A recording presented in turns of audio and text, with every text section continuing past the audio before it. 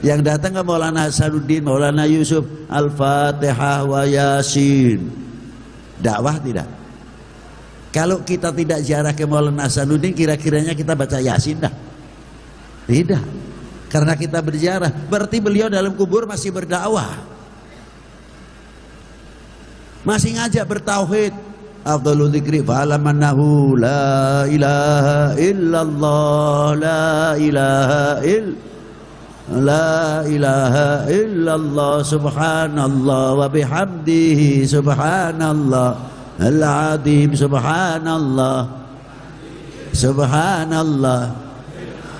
Selawatnya juga ada yang panjang, ada yang pendek. Sallallahu ala Muhammad, sallallahu ala Muhammad. Ajib, orang yang mati masih berdakwah, masih ngajak berzikir. Mau dikatakan syirik dari mana orang yang berziarah berzikir la ilaha illallah masih ngajak bertauhid? Itulah diantaranya. Ini contoh yang luar biasa, masih bisa mempersatukan umat. Ini anak cucu Rasulullah. Kalau Rasulullah tidak usah cerita lagi lah. Barokat Zainal Abidin atau Ali Nuruddin, Nurul Alam bin Jamaluddin, Husain bin Ahmad Shah Jalal bin Abdullah Uthman Khan bin Amir Abdul Malik bin Alwi Amal Faqih bin Muhammad Sayyid Marbat bin Ali Khalid Qasam bin Alwi bin Muhammad bin Alwi bin Ubaidillah bin Ahmad Al-Muhajir bin Isa An-Naki bin Muhammad An-Naki bin Ali Lurairi bin Ja'far Sadiq bin Muhammad Al-Baqir bin Ali Zainal Abidin bin Husain Sibti bin Ali bin Abi Talib bin Fatimah Zahra Al-Batul binti Rasulillah sallallahu alaihi wasallam Rasul. Itulah Safinatun Nuh yang dimakamkan di Banten, di Jawa khususnya, umumnya Indonesia, ahli bait Nabi sallallahu alaihi wasallam. Rasulullah bersabda apa? Ahli baiti fikum kamathali safinatin Nuh, wa man raqibaha najah, wa man takhallafa anha halak.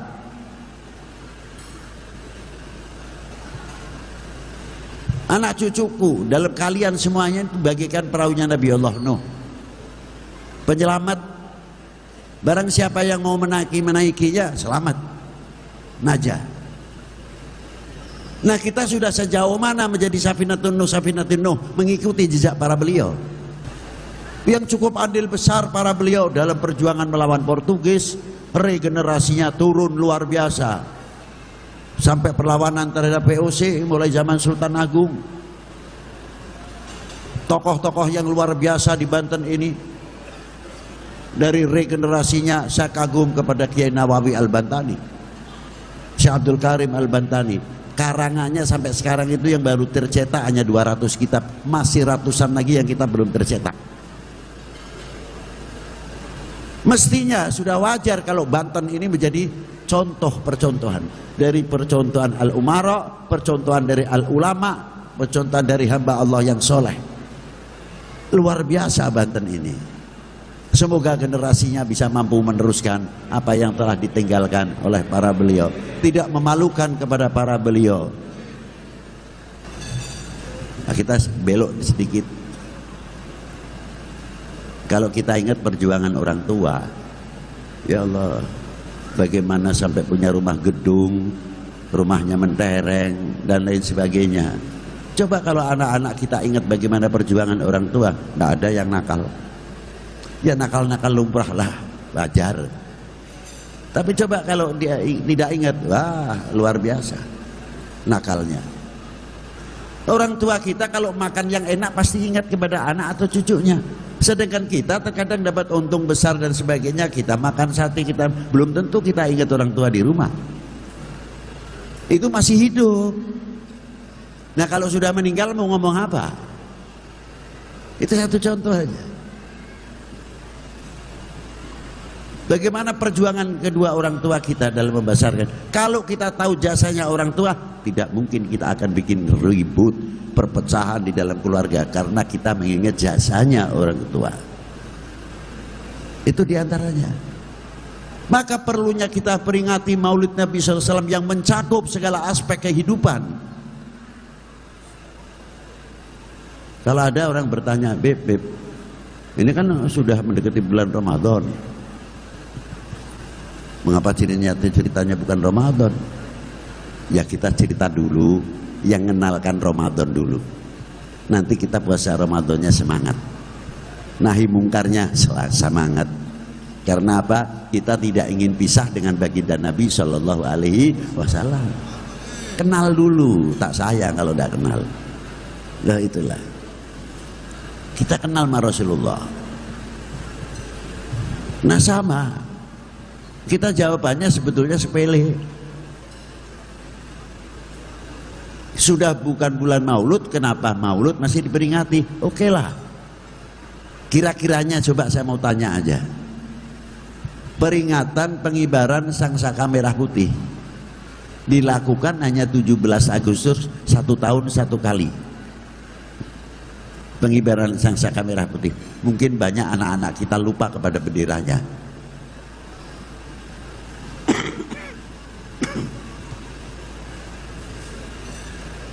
Kita peringati 17, bukan 17 Agustus saja. 17-an, Senenan, ada kirap merah putih. Kita lakukan dengan kirap, bukan sekadar kita senang-senang dengan kirap. Kita kenalkan, mengenalkan merah putih supaya kita itu sadar bahwa Indonesia itu bangsa yang besar, bukan bangsa yang kecil, bangsa yang sangat luar biasa.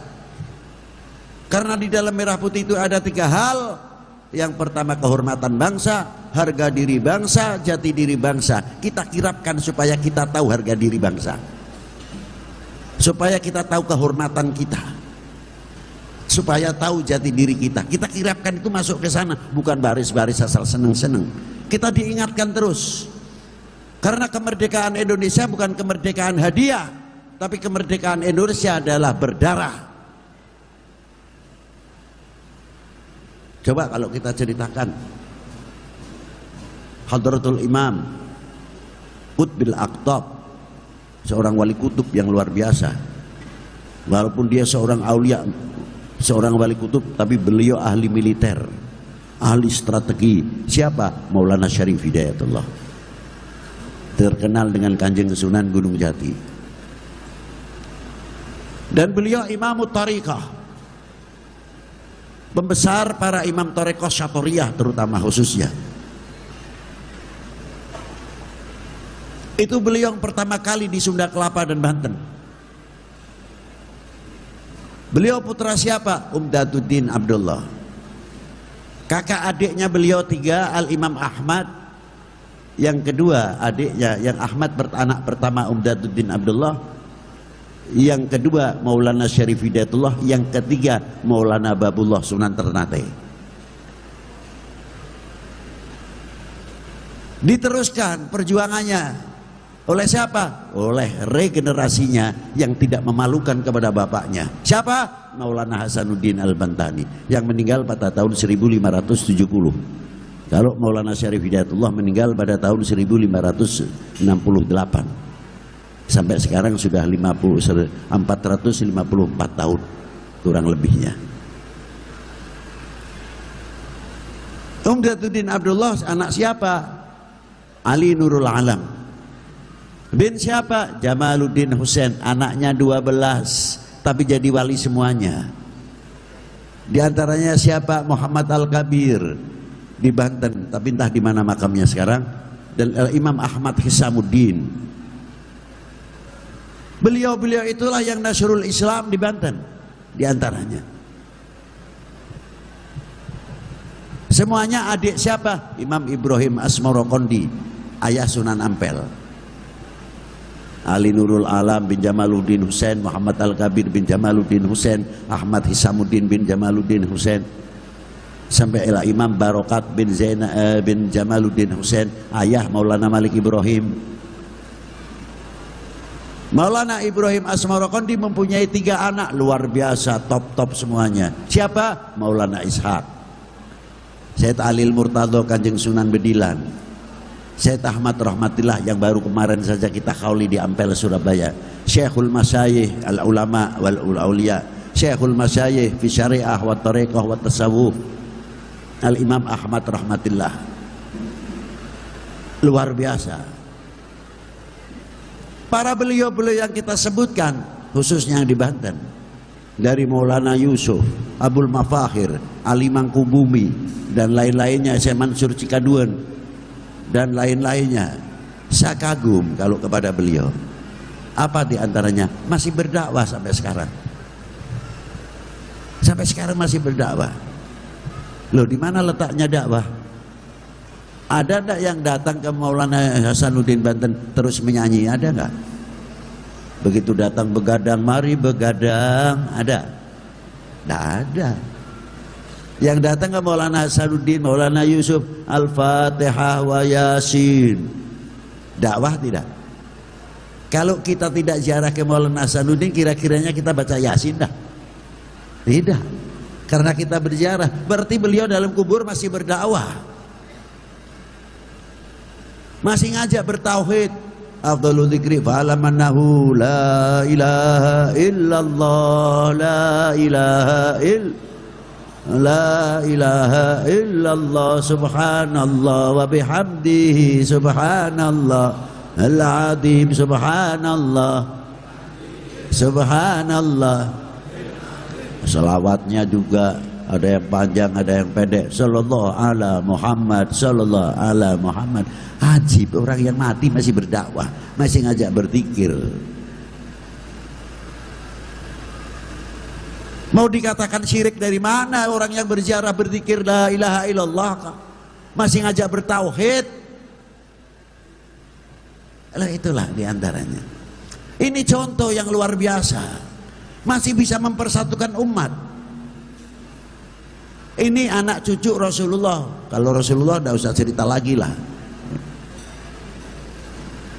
Barokat Zainal Abidin atau Ali Nuruddin, Nurul Alam bin Jamaluddin, Husain bin Ahmad Shah Jalal bin Abdullah Utumat Khan bin Amir Abdul Malik bin Alwi Amal Faqih bin Muhammad Sayyid Marbat bin Ali Khalid Qasam bin Alwi bin Muhammad bin Alwi bin Ubaidillah bin Ahmad Al-Muhajir bin Isa An-Naki bin Muhammad An-Naki bin Ali Lurairi bin Ja'far Sadiq bin Muhammad Al-Baqir bin Ali Zainal Abidin bin Husain Sibti bin Ali bin Abi Talib bin Fatimah Zahra al-Batul binti Rasulillah sallallahu alaihi wasallam Rasul. Itulah Safinatun Nuh yang dimakamkan di Banten, di Jawa khususnya, umumnya Indonesia, ahli baitin Nabi sallallahu alaihi wasallam. Rasulullah bersabda apa? Ahli baiti fikum kamathali safinatin Nuh, wa man raqibaha najah, wa man takhallafa anha halak.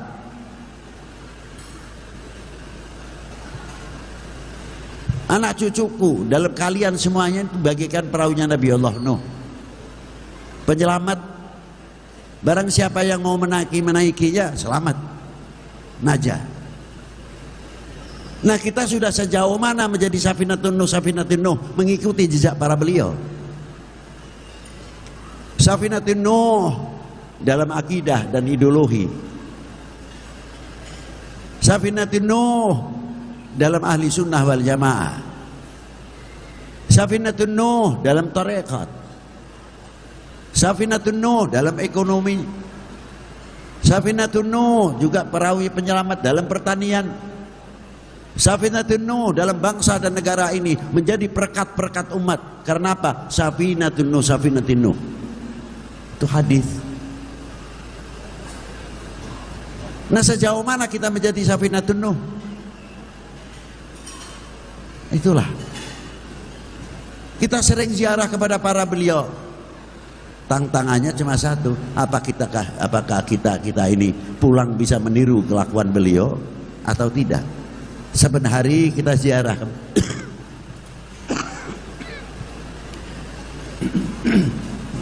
Tiap bulan dapat kita ziarah kepada beliau.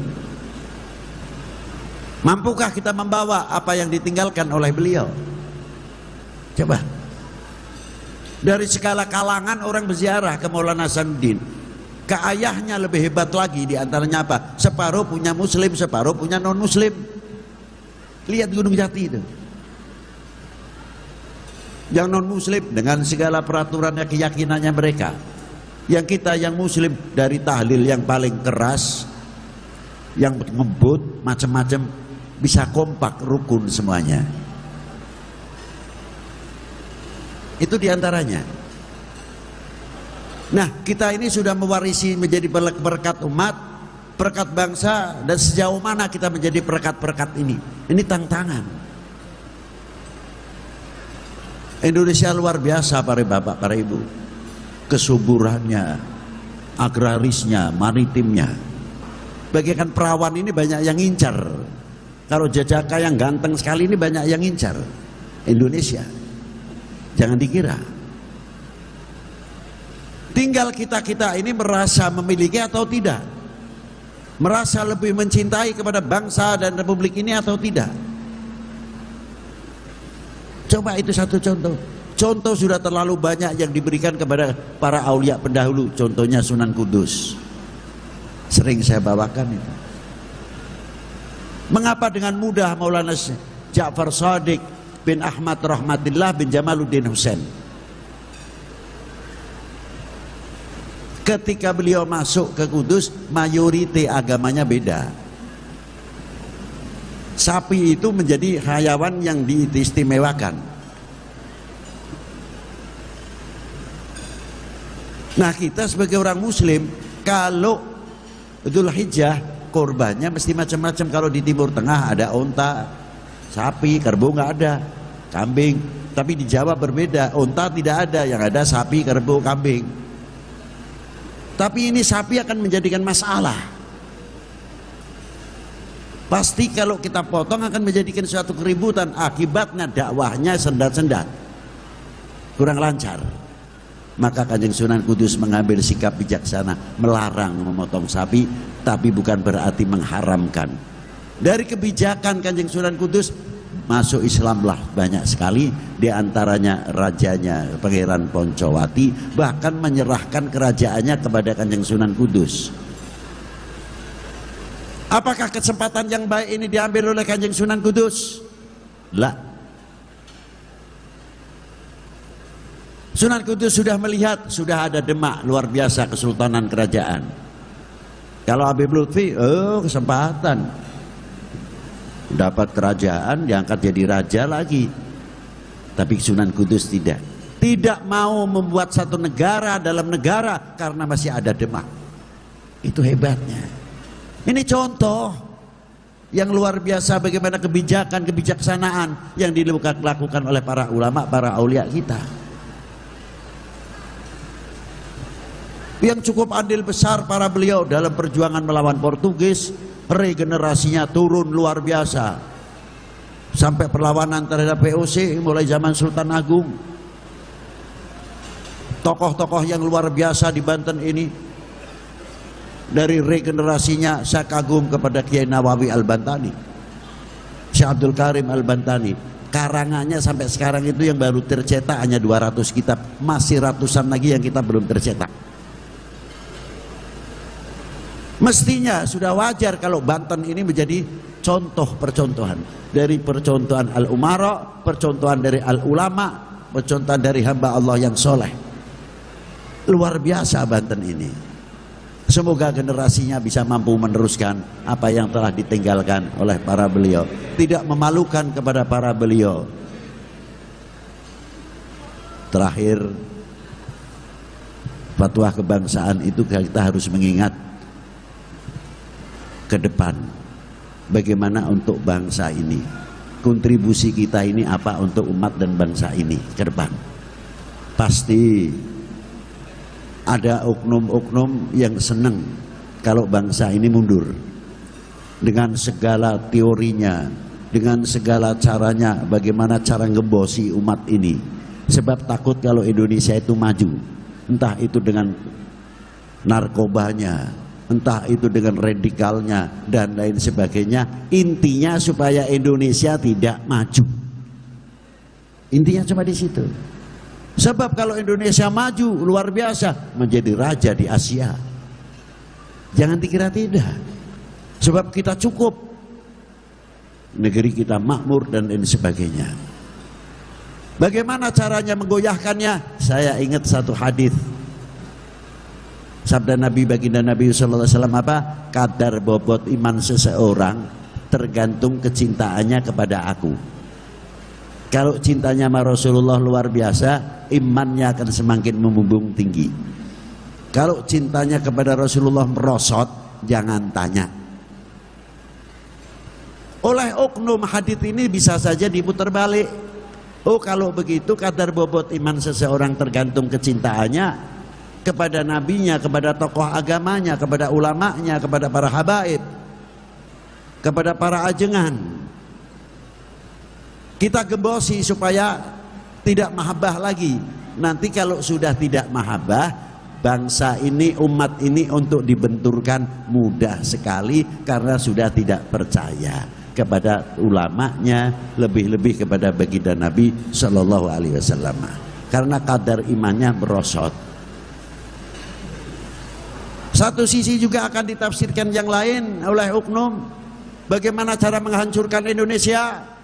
Gembosi lagi kadar bobot bangsa ini, kecintaannya bangsa ini kepada tanah airnya tergantung kecintaannya kepada bangsanya. Kalau cinta kepada bangsa luar biasa, cintanya kepada tanah airnya luar biasa. Gembosin lagi, tidak percaya kepada pemerintahnya, tidak percaya kepada tokoh agama, tokoh masyarakat, para pejuang-pejuang pendahulu, digebosi. Akhirnya tidak percaya, gebosi lagi terhadap TNI-nya, tidak percaya kepada Polri-nya, tidak percaya kepada tokoh sesama kita. Nanti mudah Indonesia akan dihancurkan. Wahai bangsaku yang kubanggakan, relakah negerimu terpecah belah? Belempem jawabnya.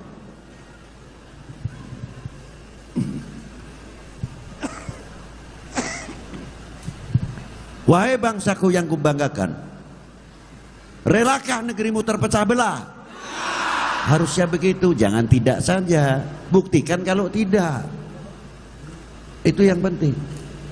Maka dari itu, ma'asyiral muslimin rahimakumullah, ayo kita tunjukkan kita bagian orang yang tidak, atau bangsa yang tidak setuju dan sama sekali menolak kalau Indonesia akan dipecah belah. Setuju? Assalamualaikum warahmatullahi wabarakatuh. Assalamualaikum warahmatullahi wabarakatuh. Alhamdulillahirabbil alamin wa bihi nasta'in wa ala umuri dunya waddin. Wassalatu wassalamu ala asrofil mursalin wa ala alihi washabihi ajmain. Rabbi shrah li sadri wa yassir li amri wa hlul 'uqdatam min lisani yafqahu qawli, amma ba'd. Bagaimana kabar jenengan semua? Mudah-mudahan jenengan semua diberikan kesehatan, panjang umur, dan berkah rezeki yang melimpah. Amin. Di kesempatan kali ini, alhamdulillah sekali kita bisa ketemu di sini dalam keadaan sehat walafiat, dan mudah-mudahan jenengan semua juga diberikan kesehatan, panjang umur, dan juga diberikan rezeki yang melimpah. Amin. Dan yang pertama-tama kami teruskan puji syukur kepada Allah Subhanahu wa taala yang sudah memberikan kita kenikmatan Islam, iman, dan mudah-mudahan juga kita diberikan kekuatan, perlindungan, dengan rahmatan dan alamin. Dan selawat salam selalu tercurah kepada baginda Nabi sallallahu alaihi wasallam, kepada keluarganya, kepada para sahabat, dan mudah-mudahan kita semua mendapatkan syafaatnya. Amin ya rabbal alamin. Di kesempatan kali ini, alhamdulillah sekali, ini adalah majelis sangat spesial ya, yang akan disampaikan oleh beliau yang mulia, guru kita semua, Maulana Habib Lutfi bin Ali bin Hashim bin Yahya.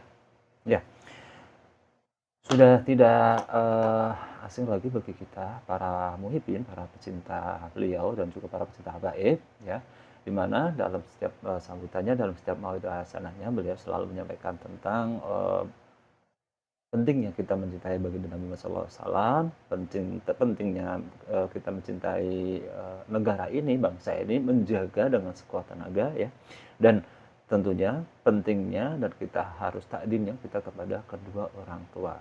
Nah, ini adalah level-level tertentu dari mencintai baginda Nabi Muhammad, terus mencintai bangsa kita, terus mencintai kedua orang tua adalah level-level yang tersendiri, ya. Jadi kenapa puncaknya itu ada di mencintai baginda Nabi Muhammad SAW?